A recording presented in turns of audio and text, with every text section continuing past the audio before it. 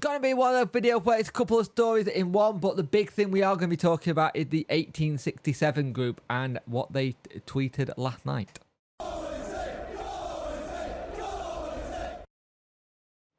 Hello and welcome to this video. I hope you're all doing well. It's a chilly one today.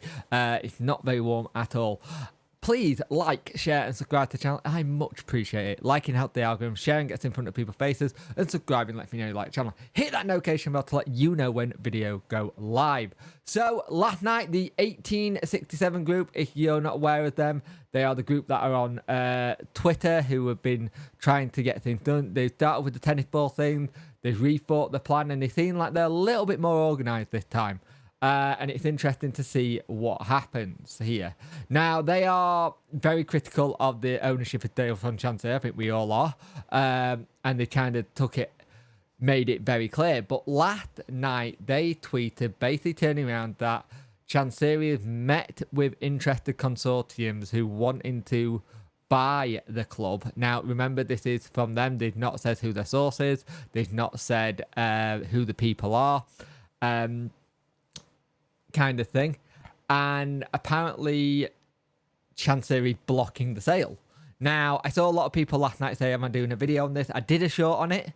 And my thing with this is, yes, it's all well and good if you're meeting with consortium. Great. We don't know what his valuation is for the club, and I'm guessing it might be quite high. Now, if he is meeting people and he's actually looking to sell, then maybe that's good for all parties, because it's not been a good season. It's not been a good season off the pitch either. It just felt very at the fans at time. But the thing is, I'm all for the 1867 group trying to do stuff, but does it also hinder something if he's trying to get a deal done and then it leaked and it come out, oh, he met with this person? Now, it's interesting, isn't it? Because they had basically said that he's blocking the sale. Now, the thing is, what we got here is that Sheffield want to have potential buyers and Chancery not willing to sell the club.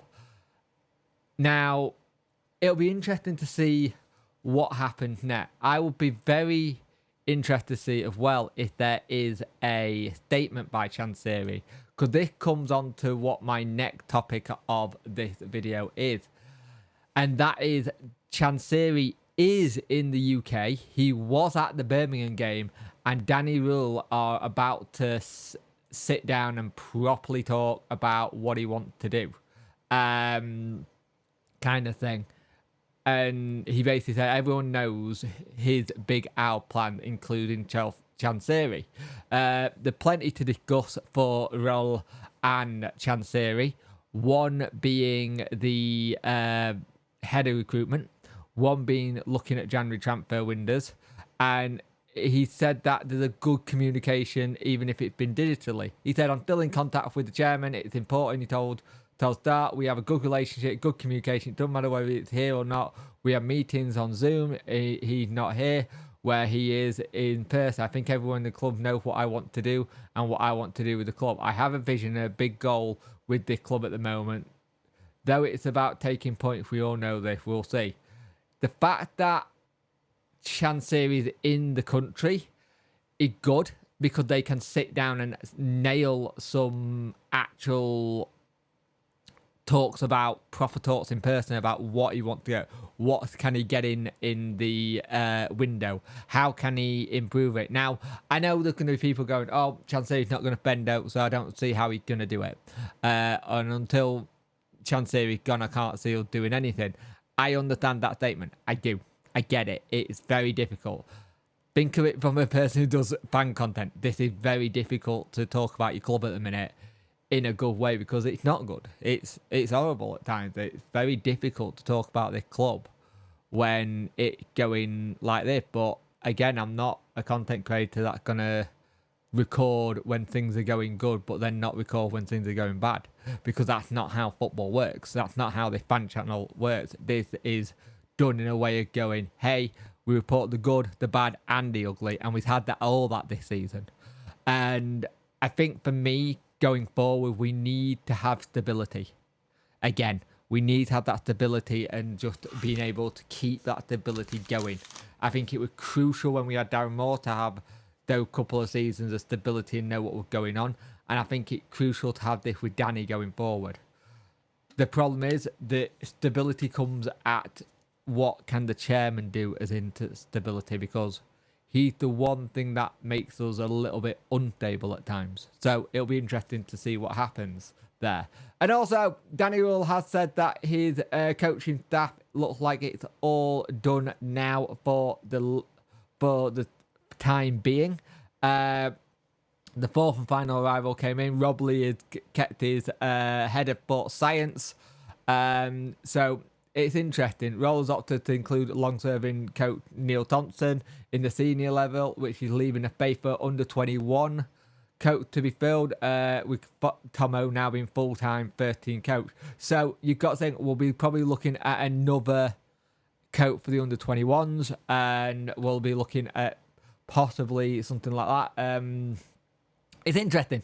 It's very, very interesting, because it looks like Andy Holt was climbed up the ladder to take the role of being in charge of the under 20, while Andy Sharp have moved up to becoming the man leading the under 18s.